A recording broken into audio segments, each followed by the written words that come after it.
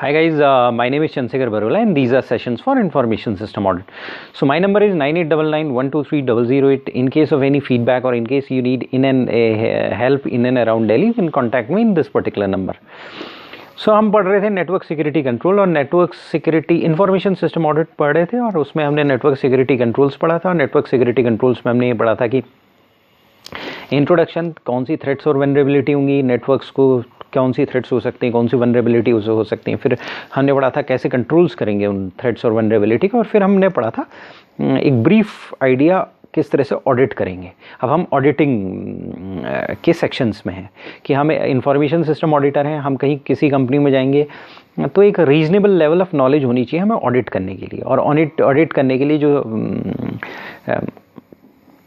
System को, उस particular system को, नेटवर्क को ऑडिट करने के लिए उसके लॉजिकल एक्सेस पाथ्स को, उसके नेटवर्क डायग्राम्स को देखेंगे हम, उसके क्या कहते हैं रिस्क पर क्या है, कितना रिस्क हो सकता है, किस तरह की कंपनी है, और लॉजिकल एक्सेस पाथ बहुत ज़्यादा एक्सपोज्ड हैं तो रिस्क लेवल हाई होगा, कम है तो कम होगा, लीज लाइन यूज़ करते हैं तो रिस्क कम होगा, इंटरनेट पब्लिक नेटवर्क्स यूज़ करते हैं तो रिस्क ज़्यादा होगा, पॉलिसीज़ वगैरह हम देखेंगे। तो इस तरीके से हमने ये पढ़ा था इंक्रिप्शन, कौन से इंक्रिप्शन मेथड यूज़ करते हैं, क्या मिडलवेयर है, क्या हार्डवेयर है, क्या सॉफ्टवेयर है, ये सारी चीज़ें हमने पढ़ी थी। इसको हम जाकर किस तरह से ऑडिट करेंगे। आज हम पढ़ेंगे पेनिट्रेशन टेस्टिंग के बारे में। पेनिट्रेशन टेस्टिंग एक तरह की इथिकल हैकिंग है, यानी कि आप फॉर एग्ज़ाम्पल आपका एक नेटवर्क है तो आप कुछ हैकर्स को बोलते हो कि भाई हैकर्स इकट्ठे करते हो और उसको उनसे बोलते हो कि आप हमारे सिस्टम को हैक करो। हम आपको इजाज़त देते हैं इस सिस्टम को हैक करने की, तो उसे इथिकल हैकिंग कहते हैं। इथिकल हैकिंग में क्या होता है कि आप अपने सिस्टम को खुद टेस्ट कर रहे हो और जो आदमी उस सिस्टम को हैक कर लेता है तो वो आपको बता देता है कि मैंने उसको हैक किया और इस तरह से हैक किया, तो आपको अपने सिस्टम की कमज़ोरियां पता चल जाती हैं, नेटवर्क सिक्योरिटी की कमज़ोरियां पता चल जाती हैं। तो ये बड़ी बड़ी कंपनीज़ में इथिकल हैकिंग या पेनिट्रेशन टेस्टिंग एक मेथड है ऑडिट करने का।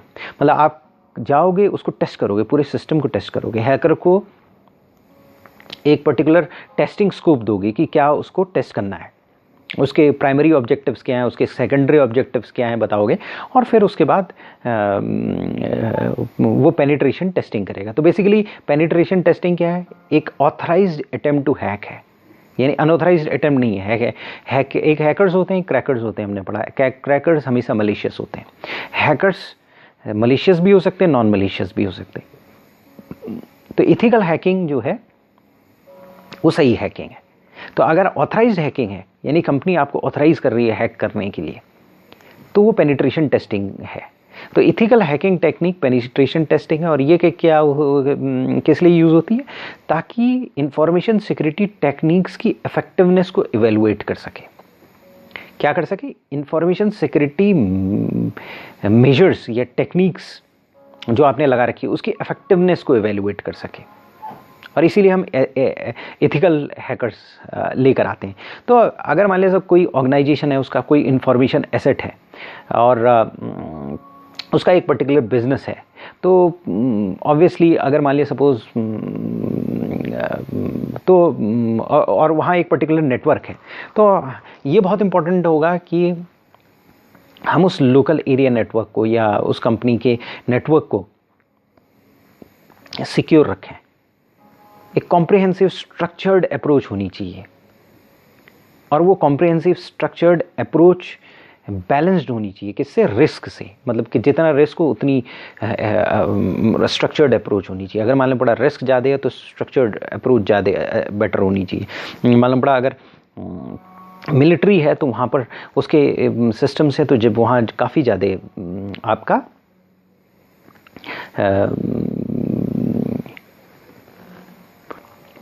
रिस्क बहुत ज़्यादा होंगे। और अगर मालूम पड़ा आपके कोई कंपनी, कोई ट्रांसपेरेंट कंपनी है जो खुद ट्रांसपेरेंसी इंटरनेशनल है, कोई एनजीओ है, तो वहाँ पर रिस्क कम होंगे। अगर ड्रग कंपनी है तो वहाँ पर रिस्क बहुत ज़्यादा होंगे। अगर सॉफ्टवेयर कंपनी है तो वहाँ पर हमें सिक्योरिटी रखनी पड़ेगी। तो सिक्योरिटी के अनुसार हमें एक कॉम्प्रिहेंसिव स्ट्रक्चर्ड अप्रोच क्रिएट करनी पड़ेगी। तो पर्पस क्या है जो पेनिट्रेशन है टेस्टिंग का? बेसिकली पेनिट्रेशन टेस्टिंग का एथिकल हैकिंग। ऑर्गेनाइजेशन अपने सिस्टम की इफेक्टिवनेस को इवैल्यूएट कर सके। तो हमारी स्टडी कहती है कि भाई पेनिट्रेशन टेस्टिंग क्या है? पेनिट्रेशन टेस्टिंग एक सीरीज ऑफ एक्टिविटी है जो एक बंदा या ग्रुप ऑफ बंदे मिलते हैं और उसके बाद क्या करते हैं, वो सिक्योरिटीज वल्नरेबिलिटी को आइडेंटिफाई करते हैं और उनको एक्सप्लॉइट करते हैं। लेकिन ये सारा काम सब ऑथराइज्ड होगा। तो बेसिक इंटेंट क्या होगा? बेसिक इंटेंट ये होगा, बेसिक आइडिया ये होगा कि ये फाइंड आउट करना कि सिस्टम को पेनिट्रेट करना कितना इजी है या कितना डिफ़िकल्ट है, ऑर्गेनाइजेशन के सिक्योरिटी कंट्रोल्स को ब्रेक करना कितना इजी है, कितना डिफ़िकल्ट है, अनऑथराइज्ड एक्सेस करना कितना इजी है, कितना डिफ़िकल्ट है, इंफॉर्मेशन या इंफॉर्मेशन सिस्टम को एक्सेस करना और या उसकी इंटेग्रिटी उसको चेंज करना कितना इजी है, कितना डिफ़िकल्ट है, इसको एक्सेस करने के लिए पेनिट्रेशन टेस्टिंग की जाती है। तो पेनिट्रेशन टेस्टिंग में एक छोटी सी टीम आ जाएगी आपके पास जो कि ऑर्गेनाइजेशन के द्वारा स्पॉन्सर्ड होती है और फिर वो टेस्ट करेंगे। टीम क्या करेगी? सिक्योरिटी वल्नरेबिलिटीज़ को एक्सप्लॉइट करेगी, ऑर्गेनाइजेशन इंफॉर्मेशन सिक्योरिटी को ब्रेकआउट करने की कोशिश करेगी और एक ऐसे इन्वायरमेंट को सिमुलेट करने की कोशिश करेगी जहाँ पर अनऑथराइज्ड यूज़र या हैकर सिस्टम को अटैक करता है। एक वही टूल्स और टेक्निक्स यूज़ करेगी जो एक क्रैकर जो कि मैलिशियस हैकर है वो उसको को तोड़ने की कोशिश करता है। तो पेनिट्रेशन टेस्टिंग में कौन कौन लोग हो सकते हैं? पेनिट्रेशन टेस्टिंग में इंटरनल ऑडिट डिपार्टमेंट के लोग हो सकते हैं, आईटी डिपार्टमेंट के हो सकते हैं, या कोई कंसल्टिंग फर्म है जो इस चीज़ों में स्पेशलाइज कर रही है, इन सर्विसेज में स्पेशलाइज कर रही है, उसके हो सकते हैं। और बेसिकली वो बंदे आएंगे, सिक्योरिटी वल्नरेबिलिटीज़ को आइडेंटिफाई करेंगे, कंट्रोल्ड सर्कमस्टेंसेस में उन सिक्योरिटीज़ वल्नरेबिलिटी को आइडेंटिफाई करेंगे और फिर इससे पहले कि अनऑथराइज्ड यूज़र उन सिक्योरिटी वल्नरेबिलिटी को एक्सप्लॉइट करे, वो उसको फाइंड आउट करेंगे और उसको ठीक करने की कोशिश करेंगे। तो बेसिकली कंप्लीटली ऑथराइज्ड अटेम्प्ट है, ये एथिकल हैकिंग है। दूसरी सबसे इंपॉर्टेंट चीज़ ये है कि पेनिट्रेशन टेस्टिंग का मतलब ये नहीं है कि सारी पॉसिबल सिक्योरिटी वल्नरेबिलिटी और कोई गारंटी नहीं है कि इंफॉर्मेशन ऑर्गेनाइजेशन का इंफॉर्मेशन 100% सिक्योर हो जाए, मतलब ये कोई गारंटी नहीं है। हाँ, ये एक स्टेप आ गया। आप क्या करते हो? पॉलिसी प्रोसीजर्स बनाते हो, ऑर्गेनाइजेशन में फायरवॉल लगाते हो, इंट्रूजन डिटेक्शन सिस्टम लगाते हो, सारी चीज़ें करते हो, उसकी ऑडिटिंग करते हो, उसके अलावा एक पेनिट्रेशन टेस्टिंग भी करते हो। तो पेनिट्रेशन टेस्टिंग आप करके उसको एक लेवल और देखते हो कि कहीं भाई कोई पेनिट्रेट कर सकता है कि नहीं कर सकता। उसके बावजूद भी हो सकता है 100% सिक्योर ये भी नहीं है, पेनिट्रेशन टेस्टिंग करने के बाद भी 100% सिक्योरिटी नहीं है। और सबसे बड़ी बात यह है, पेनिट्रेशन टेस्टिंग एक पॉइंट ऑफ टाइम में कंडक्ट की जाती है। इसका मतलब ये है कि आज की डेट में कंडक्ट की जा रही है, कल की डेट में नए सॉफ्टवेयर्स आ सकते हैं, नई टेक्नोलॉजी आ सकती है, हैकर्स के पास नए टूल्स हो सकते हैं, ऑर्गेनाइजेशन के इंफॉर्मेशन सिस्टम में चेंज हो सकते हैं, कोई ऐसे एक्सपोजर्स हो सकते हैं जो कि हमने एंटिसिपेट नहीं किए। जिस टाइम पेनिट्रेशन टेस्टिंग हुई उस टाइम पर एंटिसिपेट नहीं हुए। तो दूसरी बात यह कि पेनिट्रेशन टेस्टिंग में फाइनाइट रिसोर्स लगता है, एक पर्टिकुलर एरिया होता है, फाइनाइट पीरियड ऑफ टाइम होता है। हैकर जनरली क्या होता है कि वो ये कंस्ट्रेंट से बाउंड आउट नहीं होता है। हैकर जो होता है वो हाईली ऑब्सेसिव आदमी होता है जनरली, जो पेनिट्रेट करेगा वो किसी भी तरीके से ये सारी चीज़ें करने की कोशिश करता है। तो हैकर पेनिट्रेशन टेस्टिंग के बावजूद भी हैक कर सकता है। तो पेनिट्रेशन टेस्टिंग एथिकल हैकिंग एक टेक्निक है हमको सिक्योर करने की, लेकिन 100% सिक्योरिटी नहीं है। तो पेनिट्रेशन टेस्टिंग वैसे भी किस चीज़ में फोकस रहती है? वो ये फोकस उसका ये रहता है सिस्टम सिक्योरिटी वल्नरेबिलिटीज़ क्या हैं। अनऑथराइज्ड एक्सेस तो नहीं हो पाएगी उन सिक्योरिटीज़ वल्नरेबिलिटीज़ में, ये उसमें ये देखता है। वो ये नहीं देखता है कि एक्सीडेंटल लॉस या डिस्क्लोजर हो जाएगा ऑर्गेनाइजेशन इंफॉर्मेशन का, इंफॉर्मेशन सिस्टम का। इन सब चीज़ों से उसका वो नहीं होता है, मतलब नहीं होता है। उसका मतलब ये होता है कि जब सिस्टम पूरी तरीके से काम कर रहा है उसके बावजूद उसके पॉलिसीज़ है, प्रोसीजर्स हैं, सब कुछ हैं, तो उसके बावजूद एक्सीडेंटल लॉस या डिस्क्लोजर नहीं है, उसके बावजूद क्या सिक्योरिटी वनरेबिलिटीज़ हो सकती हैं। पेनिट्रेशन टेस्टिंग के अलावा एक्सीडेंटल लॉस हो सकते हैं, एक्सीडेंटल डिस्क्लोजर हो सकते हैं, उसे पेनिट्रेशन टेस्टिंग नहीं रोक सकती। पेनिट्रेशन टेस्टिंग जब सिस्टम बिल्कुल रोबस्ट है, पूरा तरीके से काम कर रहा है, जो एक ऐसा सिस्टम जिसे समझा जा रहा है कि वो रोबस्ट है, अच्छी तरह से काम कर रहा है, उसके बावजूद उसे हैक किया जाता है। तो बहुत सारे ऑर्गेनाइजेशन हैं वो सोफिस्टिकेटेड मैकेनिज्म यूज़ करते हैं, जैसे फायरवॉल, इंट्रूजन डिटेक्शन सिस्टम। तो ताकि हमने पहले पढ़ा कि वो इंफॉर्मेशन एसेट को आइडेंटिफाई करें, पोटेंशियल अटैक को आइडेंटिफाई करें, लेकिन ये सिक्योरिटी मैकेनिज्म उतने ज़्यादा फुल प्रूफ नहीं होते हैं। फायरवॉल ज़रूरी नहीं है वो 100% प्रोटेक्शन दे दे। IDS ये ज़रूरी नहीं है कि इंट्रूजन को 100% डिटेक्शन हो, और डिटेक्शन भी हो तो ज़रूरी नहीं है कि कंपनी रिस्पॉन्ड करेगी उन अलर्ट्स से, ये ज़रूरी नहीं है। फायरवॉल और इंट्रूजन डिटेक्शन सिस्टम हमें कंटिन्यूसली अपडेट करने पड़ते हैं, और कई बार क्या होता है उनकी इफेक्टिवनेस लूज़ आउट हो जाती है अगर हम मान लिया सपोज़ उनको अपडेट नहीं करेंगे, या कोई अटैक होगा। अटैक होने पर क्या होता है कि कई बार उसकी इफेक्टिवनेस का कम हो जाती है अटैक होने पर। तो पेनिट्रेशन टेस्टिंग ये हेल्प करती है, वैलिडेट करती है कि भाई इफेक्टिव कॉन्फ़िगरेशन है कि नहीं है फायरवॉल का, इंट्रूजन डिटेक्शन सिस्टम्स का, बाकी सारे सिस्टम्स का, जो सिस्टम्स हैं उनका इफेक्टिव कॉन्फ़िगरेशन है कि नहीं है। तो बेसिकली हम अगर पेनिट्रेशन टेस्टिंग को देखें तो पेनिट्रेशन टेस्टिंग पहला क्या है, एथिकल है कि, दूसरा क्या है, अपने internal audit department IT team या कोई एक स्पेशलाइज लोगों को बुलाते हैं और उससे कहते हैं भैया हमारे ऑर्गेनाइजेशन को सिक्योरिटी वनरेबिलिटीज़ को तोड़ो।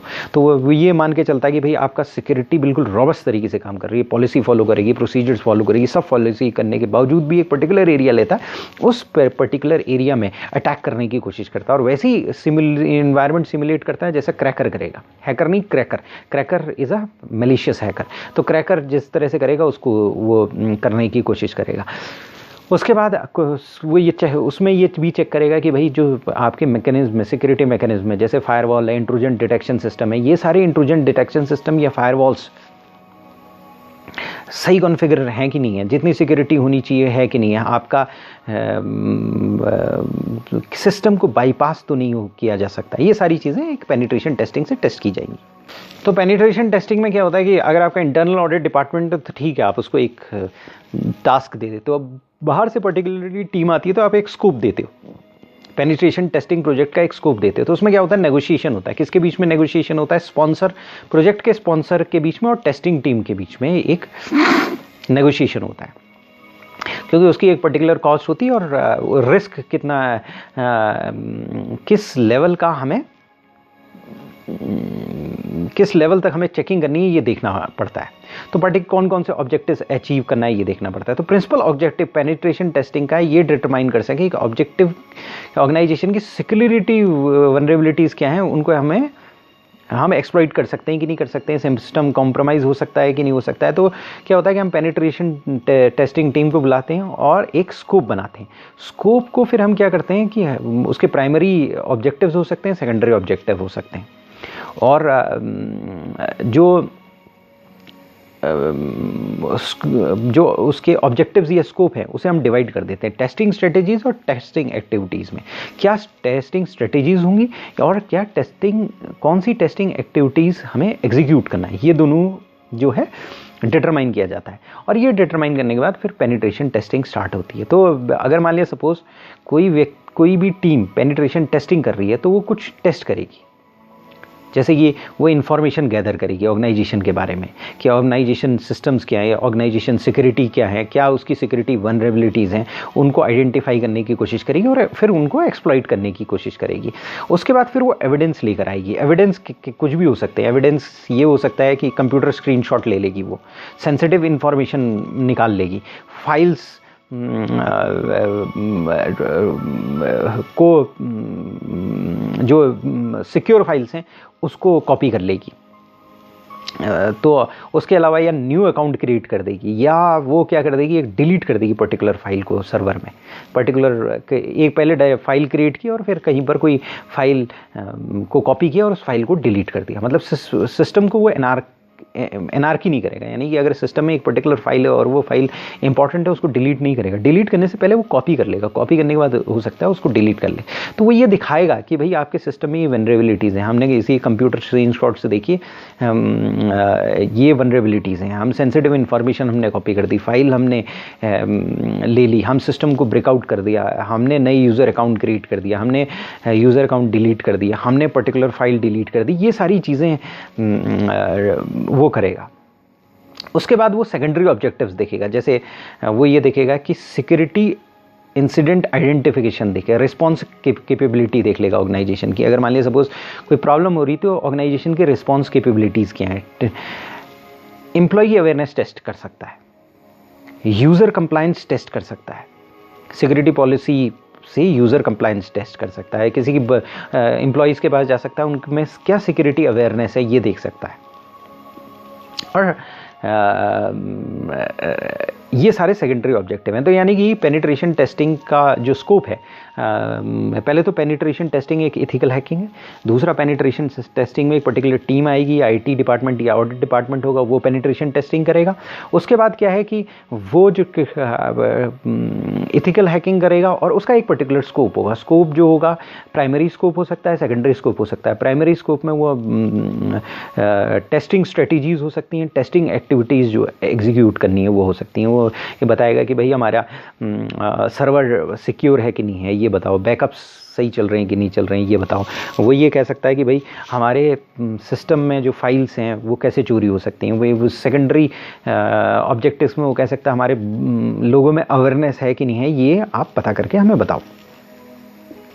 तो पेनिट्रेशन टेस्टिंग को एक बार फाइनली फिर रिवाइज कर देते हैं। पेनिट्रेशन टेस्टिंग क्या है? एथिकल हैकिंग है और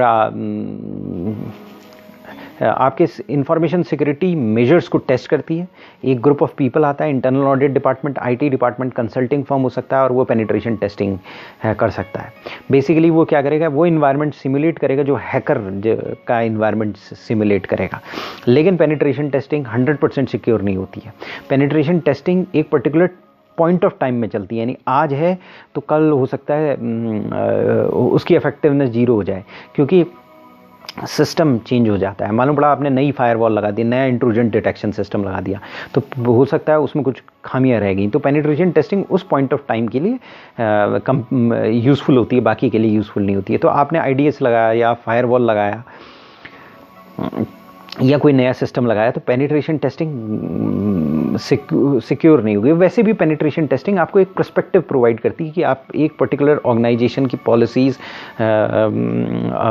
और प्रोसीजर्स फॉलो कर रहे हो और उसके बावजूद भी क्या हो सकता है, ये पेनिट्रेशन टेस्टिंग प्रोवाइड की जा सकती है। और पेनिट्रेशन टेस्टिंग या एथिकल हैकिंग बहुत ही जहाँ रिस्क बहुत हाई होता है वहाँ पर की जाती है। जैसे फॉर एग्जांपल बैंक है, वहाँ पर पेनिट्रेशन टेस्टिंग की जा सकती है, क्योंकि वहाँ पर अगर कोई सिस्टम फेलियर हो गया तो वहाँ पर बहुत लॉस हो जाएगा।